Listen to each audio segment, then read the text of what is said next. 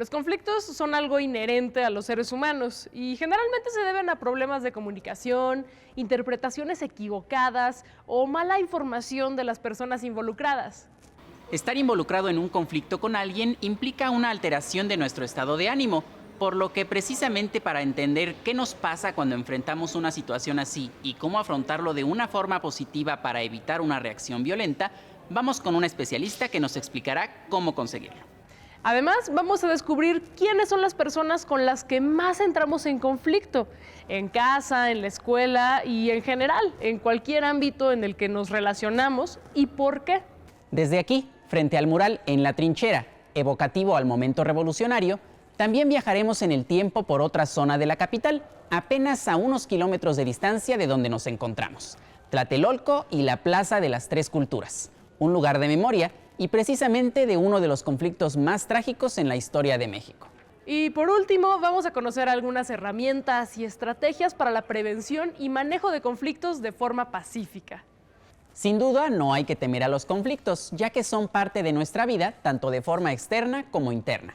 Lo que hay que buscar siempre es la manera correcta de afrontarlos y resolverlos de la mano de nuestras emociones. El enojo es un estado emocional que varía en intensidad. Varía desde una irritación leve hasta una furia e ira intensa. Como otras emociones, está acompañado de cambios psicológicos y biológicos.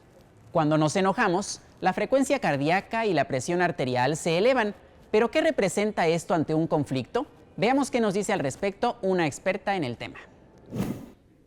Vamos a platicar con Isabel Gutiérrez. Ella es maestra en psicoanálisis y es directora de la clínica Eclipse IGP, donde se le da atención a niños, niñas, adolescentes y adultos.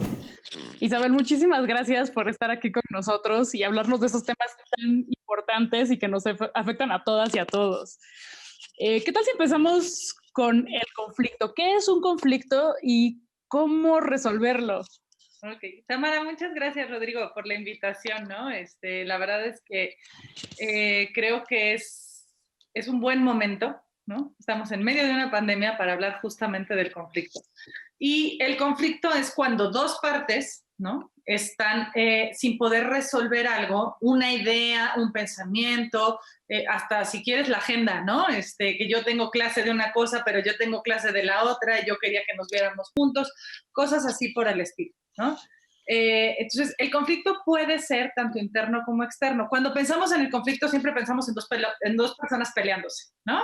En un debate o incluso en una pelea física, ¿no?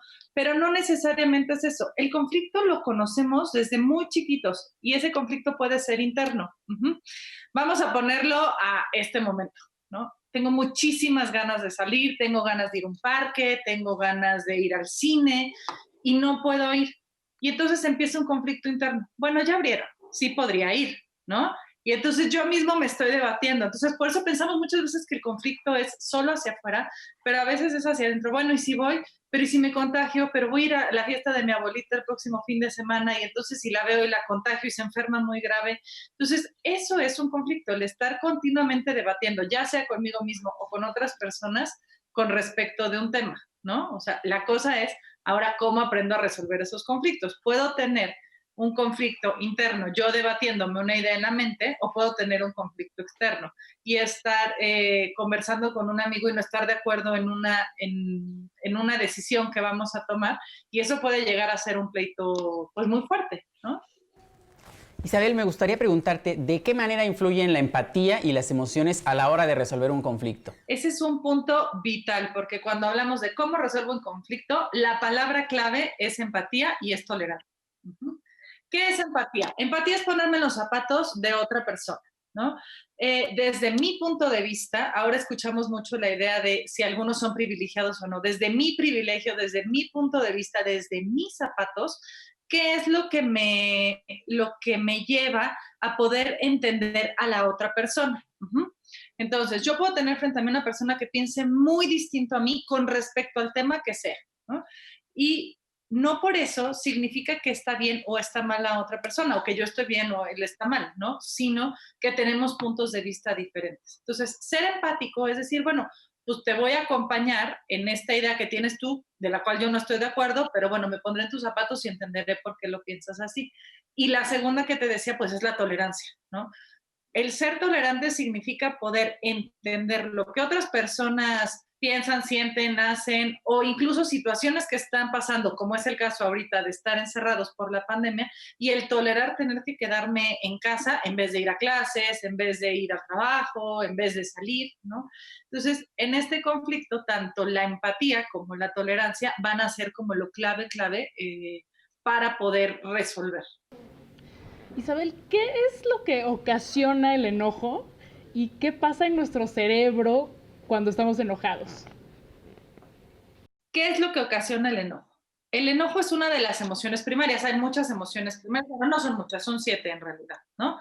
Pero una de las emociones primarias es el enojo. No sé si ubican, han visto la película esta de Disney, de Pixar, de las emociones, ¿no? La de Intensamente. Me encanta porque graficaron perfectamente las emociones, que esas son las emociones primarias, ¿no? Entonces, este enojo donde empezamos a sentir físicamente, o sea, empezamos a soltar una serie de neurotransmisores que hacen que empecemos a sentir físicamente, por ejemplo, más calor, que sintamos que nos arde el estómago, que nos empieza a doler la cabeza.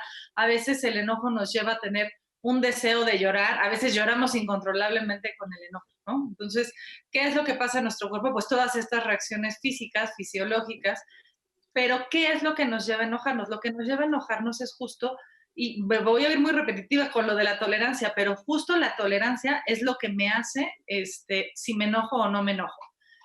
¿A qué vamos a tener tolerancia y a qué no? Yo no tengo por qué tolerar que una persona me golpee, ¿no? Quizás si tengo un amigo que le parece muy chistoso darme un zap en la cabeza cada vez que paso, y a mí eso me molesta y yo me siento agredido, porque al final eso es una agresión, entonces sí me va a generar enojo. Lo interesante es qué hago yo con ese enojo, ¿no? Hay gente que cuando se enoja se guarda todo, se siente mal, y es los que dicen que más grandes se enferman, ¿no? Y justamente el cuerpo es el lugar número 1 para sacar el enojo que podemos tener interno. Entonces nos da gastritis, nos da colitis, nos dan dolores de cabeza, migrañas y demás, ¿no? Hasta enfermedades más graves que se han visto derivadas del estado de ánimo. Pero empieza la reacción del enojo, y es cómo voy a reaccionar con eso. Me voy a los golpes, me voy a solucionarlo conversando. Hay conversaciones que no tienen cabida, ¿no? O sea, si alguien llega y me da un golpe, no voy a voltear súper asertivamente a decirle, te pediré que la próxima vez no me vuelvas a golpear, ¿verdad? O sea, probablemente no salga con ese enojo. Entonces, aquí el punto es, cuando esté enojado, ¿cómo puedo llegar a controlar y a manejar ese enojo, ¿no? Y sonara como si fuera la base principal del conflicto, el enojo, ¿no? Si me enojo, entonces eso me va a llevar a un pleito, pero no necesariamente. Mucha gente se queda con su enojo y no dice nada, entonces no es que justamente lleve a un conflicto como tal. ¿Qué es lo que debemos hacer o qué pasos podemos seguir en el momento de estar enojados? Sí, es común y es normal. Primero, ¿cuándo vamos a pensar que no es común y cuándo no es normal? Cuando ya es continuamente en el día y arruina situaciones importantes de mi vida. Me enojo tanto que dejo de comer, ¿no? Ya me enojé, ya no quiero comer. Pues oye, la comida es un momento agradable y que tengo que disfrutar. ¿Qué tengo que hacer con el enojo? El enojo es inherente al ser humano, punto. O sea, todos sí o sí nos vamos a enojar en algún momento. Aunque incluso no lo expresemos, sí sentimos el enojo. Entonces, ¿qué es lo que va a pasar? Si yo me enojo, tengo que tomar un momento para reconocer esa emoción. Muchas veces, ¿qué pasa? Que tenemos relacionado el enojo con el impulso y reaccionar. Entonces, eso de que estoy súper enojado no es, voy a respirar, voy a contar unos minutitos, a esperar. Pero cuando ya sé que en el día a día tengo esta tendencia a enojarme más fácilmente, entonces tengo que ir viendo qué es lo que me está despertando tanto enojo. Si estoy en un ambiente agresivo, por ejemplo, ¿por qué continúo en ese ambiente agresivo? ¿No? Pensando en la escuela, si soy blanco de las burlas de muchos compañeros, pues tengo que empezar a manejar mi enojo y tengo que empezar a manejar el conflicto principal, que es ser el blanco de la burla de los compañeros. Entonces, empezar a buscar la forma en que yo pueda manejar el enojo en el momento en que lo tengo y no lo reaccione o no sea impulsivo con él. Creo que por un lado es necesario reconciliarnos con el enojo, entender que es normal y que puede ser una emoción funcional, pero por otro sí hay casos donde se sale de control. ¿Cuáles son las señales de que deberíamos pedir Ok. ayuda? La señal principal de que tengo que pedir ayuda en cualquier situación, sea el enojo, sea el conflicto, sea cualquier emoción, es si mi vida se está viendo interferida gravemente por esta emoción, en el caso que es el enojo, ¿no? Si yo me estoy enojando tanto que ya no me relaciono bien con mis amigos, ya no me llevo bien con mis compañeros, tengo problemas con los maestros, tengo problemas con mis papás, entonces digo, bueno, aquí parece que el común denominador soy yo, el que está enojado todo el tiempo soy yo, no es solo mis amigos me hacen enojar o solo en casa estoy enojado todo el tiempo, entonces es un foco rojo para pedir ayuda, para acercarse a alguien y decirle, no sé qué es lo que tengo que hacer. En mi caso, que es el tema de la ayuda psicológica de inmediato, es ¿qué fue lo que te trajo aquí? ¿Por qué llegaste a una terapia? ¿Por qué? Porque no estoy sabiendo manejar mi enojo, ¿no? Entonces, ¿cómo sé que no estoy sabiendo manejar mi enojo? Porque mis reacciones son demasiado impulsivas, porque ya con cualquier cosita siento muchísima ira, muchas ganas de agredir a alguien, entonces es hora de pedir ayuda. ¿Crees que el enojo es el único detonante de cualquier conflicto, hablando en general? No, no necesariamente. El enojo es de los detonantes de los conflictos que podemos tener que lleven a pleito más que solamente un conflicto, ¿no? O sea, pensemos que el conflicto puede ser cualquier roce, cualquier cosa en donde no voy a estar de acuerdo y puedo arreglarlo, ¿no? No estoy de acuerdo en ir a comer a este restaurante que todo el mundo está planeando, pero puedo estar fuera del deseo, pero lo voy a hacer por ir a la compañía con mis amigos. Entonces fue un chiqui conflicto, digamos. La cosa es cuando entonces todos estos conflictos me llevan a mucho enojo. ¿No? Como poníamos el ejemplo de si a mí me golpean en la escuela, aunque sea de broma, eso me está generando muchísimo conflicto, probablemente sí me genere enojo. Entonces hay que pensar que el conflicto nos puede llevar a diferentes tipos de sentimientos, no nada más al enojo, ¿no? O sea, nos puede llevar a la tristeza, por ejemplo, ¿no? Me siento muy conflictuado de estar encerrado en mi casa, de estar tomando clases así, extraño a mis amigos y eso me genera tristeza. Entonces, no todo va a estar relacionado al enojo. Tenemos este estereotipo de las y los adolescentes que siempre están en conflicto con las figuras de autoridad y como que se deposita toda la responsabilidad en ellos y en ellas. Siento que hay mucha discriminación ahí también. ¿Cómo podemos hacer que estos conflictos sean menos grandes? A ver, déjame te digo, me da mucha risa. Yo que trabajo con adolescentes, este tema de que vienen los papás y me dicen, ay, es que el adolescente, mi hijo, como es adolescente, ya no lo aguanto. Lo peor fue una vez que escuché un papá que dijo el aborrecente, ¿no? Entonces, si desde esa perspectiva los papás los están poniendo los papás o la autoridad, la que sean, los maestros, los directivos, incluso la policía, los están poniendo como los adolescentes, tache. A ver, la adolescencia y como parte natural de la adolescencia es ponerse en conflicto con la autoridad. Uh-huh. Pasamos cuando somos niños a la siguiente parte es la adolescencia. Cuando somos niños les creemos todo a los adultos, todo. Y de pronto empezamos a descubrir que efectivamente no todo lo que nos decían los adultos era real. Uh-huh. Oye, no te vayas a cruzar la calle aquí a la mitad porque te van a atropellar. Pues me crucé a la mitad y no me atropellaron, ¿no? Oye, si te sales de tu casa te va a llevar el hombre del saco, ¿no? Oye, me salí de mi casa y no me llevó ningún hombre de ningún saco. Entonces, el adolescente empieza a descubrir justamente que puede retar a la autoridad y su objetivo de retar a la autoridad no es para decirle porque yo sé más o porque yo puedo o porque no, es porque está viendo qué parte de la vida es real y qué no. Entonces, es natural que como adolescentes estén retando continuamente las reglas y las normas. Uh-huh.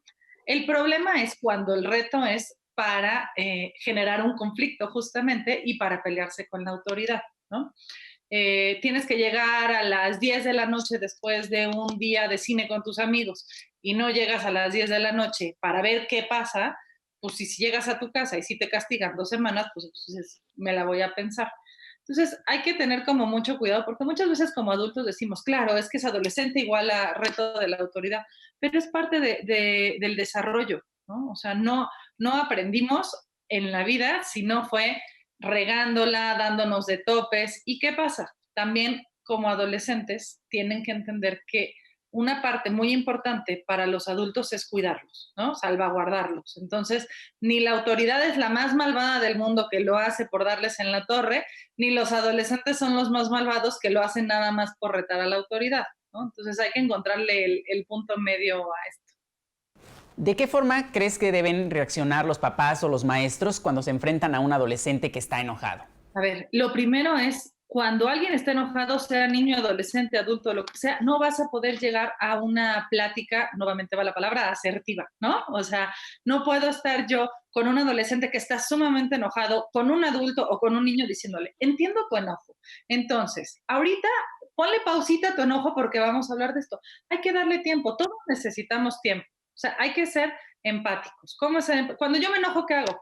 Pues yo a veces me enconcho y digo, mejor no me acerco a nadie porque entonces les grito. Otras veces grito y es terrible cómo me pongo. Entonces vamos a tratar de darle espacio. Los sentimientos y las emociones necesitan de un espacio dentro de nuestro mundo interno para acomodarse y después llevarlo al mundo externo. Si yo presiono a un adolescente a que me diga lo que está pasando, a que quiera resolver un conflicto en medio del mayor de los enojos, lo más probable es que tengamos caos, ¿no? Entonces, tanto adultos como adolescentes tienen que decir, a ver, ahorita no es el mejor momento de hablar, ¿no? ¿Qué podemos hacer en lo cotidiano para mejorar el autocontrol y la comunicación con otras personas? Había un anuncio en finales de los 80s, cuando era yo muy chiquita, que me acuerdo que estaba una niña que rompía unos platos y la mamá se ponía furiosa y le decían cuenta hasta 10, ¿no? Ese es uno de los tips número 1, ¿no? Contar, no necesariamente hasta 10, pero sí es empezar a contar y empezar a respirar para decir, a ver, estoy furioso por esto que pasó, pero no quiero reaccionar. Entonces, a ver, me voy a tranquilizar, me voy a esperar y sobre todo poder analizar qué va a pasar, ¿no? Supongamos que me rompen algo que es muy valioso para mí, mi teléfono, que es así, yo creo que es el valor más grande que tenemos muchos, ya sea para trabajo, ya sea para escuela, ya sea para sociabilizar y demás. Si se rompe mi teléfono, es muy probable que tengan que gastar mucho dinero en arreglarlo, ¿no? Entonces, si alguien agarra mi teléfono y lo tira, me va a generar muchísimo enojo y en ese momento es muy difícil decir, voy a pensar y voy a contar hasta 10 y me voy a tranquilizar. Pero si lo lográramos hacer, como le estoy diciendo, en una forma muy utópica, ¿no? Es relajarse, tranquilizarse, porque me enoje, diga las peores palabras del mundo, haga lo peor. El teléfono ya está roto y la solución es la misma. La única diferencia va a ser en este enojo lo que yo dije y qué tanto puedo lastimar a otras personas, porque muchas veces eso es lo que pasa, la reacción es de enojo, ¿no? Y entonces mi reacción de enojo, de gritar, de pegarle a alguien, de agarrar el teléfono de ese y tirárselo para que, ¿no? O sea, como la venganza y todo lo que está atrás, no resuelve el primer problema y agrava la relación. Entonces también ese es un punto sumamente importante. Cuando hablamos de cómo voy a resolver un conflicto, es pensar, lo puedo resolver de la peor forma, gritando, golpeando, haciendo, pero lo que es importante es cómo voy a afectar a la relación con esto. Uh-huh. Si me peleo con mis papás, pues mis papás no me van a dejar de querer, ¿verdad? Entonces les puedo decir una serie de cosas horrorosas. Pues no necesariamente. Tal vez no me dejen de querer mis papás, pero sí los puedo lastimar, pero sí los puedo hacer sentir mal.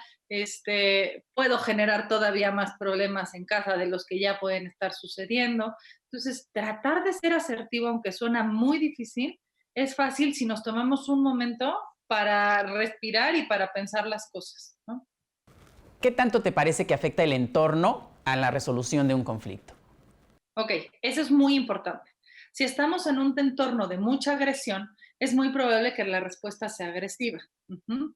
Si estamos en un entorno de seguridad, como es la casa, por ejemplo, sé que puedo ser agresivo porque no voy a perder el amor de las personas de mi casa, pero sí se pueden enojar mucho más conmigo.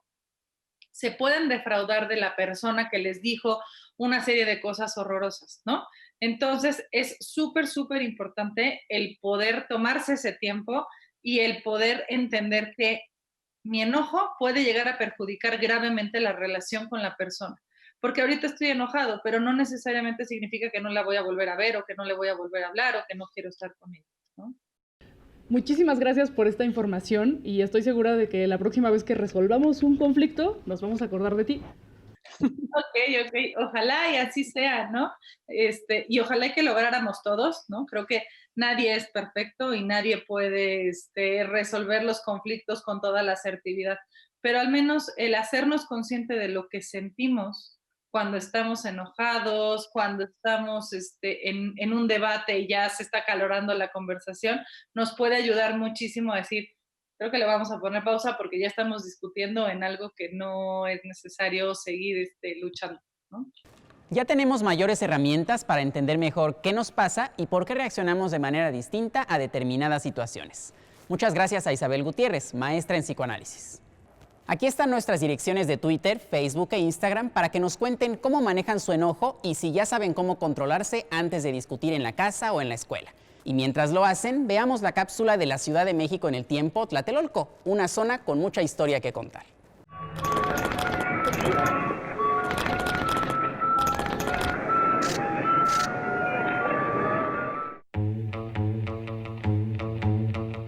A finales de los años 50, las torres de una nueva ciudad se levantaban en el norte de la capital.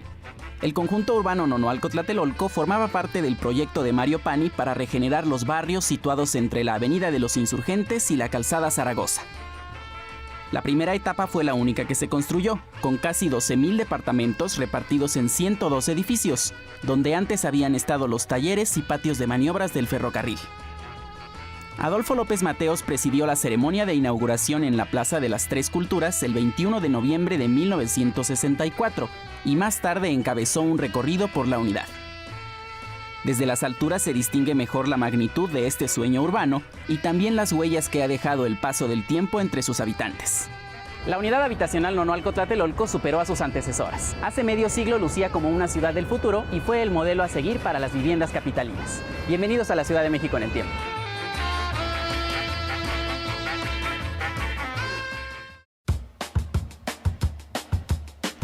Al poniente sobresale la figura de la Torre Insignia, que por varios años fue la sede del Banco Banobras. Su aguda forma de triángulo contrasta con la antigüedad de su vecino, el Templo de San Miguel Nonoalco. En las fachadas laterales aún se aprecia el mural Motivos Tlatelolcas de Carlos Mérida, y el espacio abierto en la parte superior fue diseñado para albergar un carrillón de 47 campanas fabricado en Bélgica. Al oriente de la unidad se encuentran las ruinas del Templo Mayor y el recinto sagrado de Tlatelolco, ciudad prehispánica fundada alrededor de 1337 y famosa por la actividad comercial de su mercado. Este fue el último reducto de los mexicas durante la Guerra de Conquista y luego de un sitio de más de 80 días, cayó en poder de los españoles el 13 de agosto de 1521. En este mismo lugar estuvo el barrio de Santiago Tlatelolco, cuyo templo abrió sus puertas en 1610. Junto a él se levantó un convento que más tarde albergó al Colegio Imperial de la Santa Cruz y a inicios del siglo XX funcionó como prisión militar. De aquí se fugó el general Bernardo Reyes el 9 de febrero de 1913, al inicio de la Decena Trágica. Ahora es el archivo histórico de la Secretaría de Relaciones Exteriores. Muy cerca se encuentran los restos del Tecpan, sede del gobierno de Tlatelolco desde el siglo XVI hasta 1850. Años después fue ocupado por la Escuela Industrial de Huérfanos y luego por la Secundaria 16.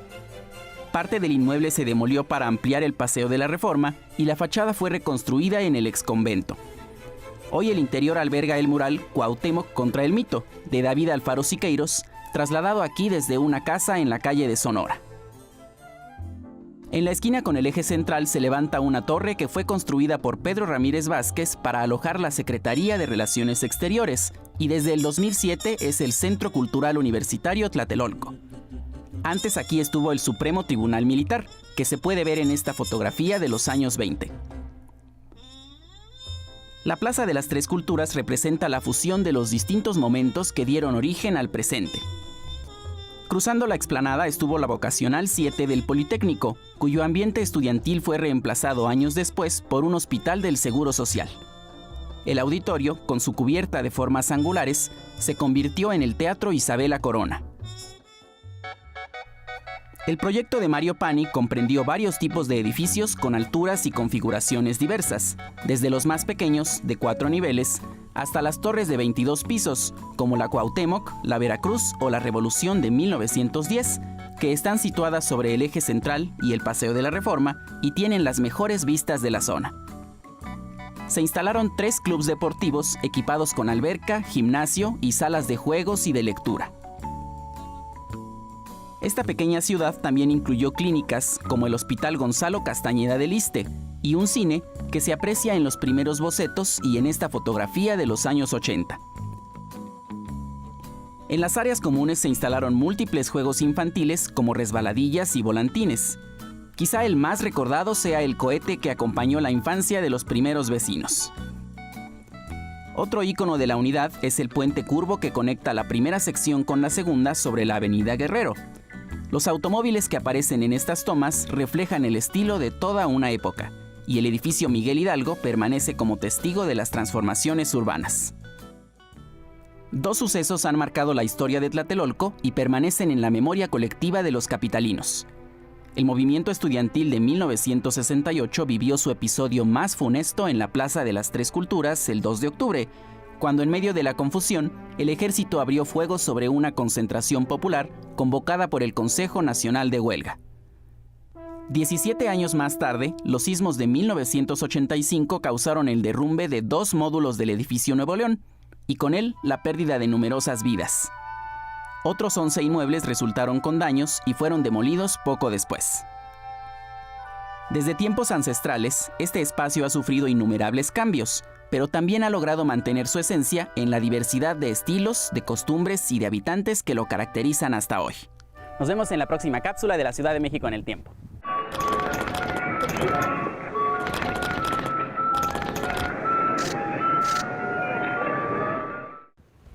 De verdad que es impresionante la arquitectura, la historia y todo el legado de Tlatelolco. Imagino que a muchos les habrá pasado como a mí, que desconocían todo lo que han albergado sus edificios desde el virreinato. Ahora entiendo el porqué la mezcla de historia y modernidad que se refleja en sus fachadas. Así es. Y ni los sucesos más trágicos del 68 y del 85 han podido vencer a la gente que vive ahí y que se ha fortalecido como comunidad.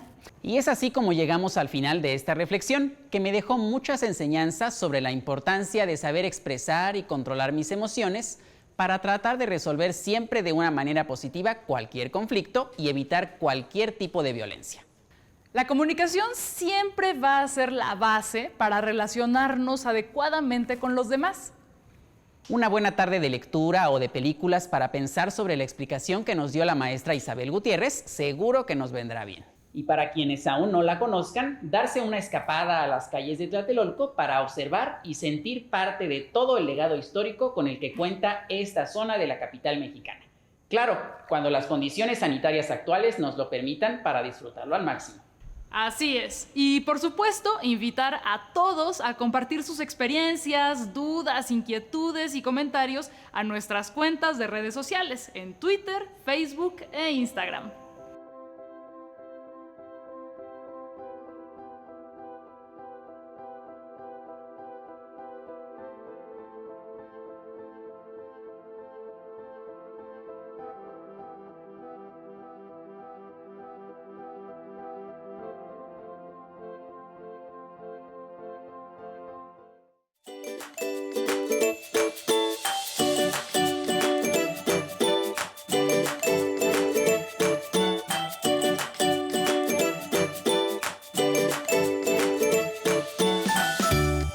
La pausa activa que nos toca desarrollar el día de hoy pertenece al tipo de motricidad de danzas y bailes típicos y también, aunado a esto, generar el rescate de costumbres y tradiciones de nuestro país a través de la secuencia de un movimiento básico perteneciente al paso de la jarana del estado de Yucatán. Bien, para ejecutar este tipo de movimientos tenemos que alternar el acento de pies en el piso, es decir, marcamos derecha, izquierda, derecha, giramos y como si fuéramos a patear una pelota, al frente. Después, izquierda, derecha, izquierda y pateamos. Bien. Los brazos los vamos a colocar aquí atrás, entonces lo vamos a marcar en nuestro lugar. Derecha, izquierda, derecha, pateo. Izquierda, derecha, izquierda, pateo. De igual modo, podemos realizarlo hacia nuestro lado izquierdo.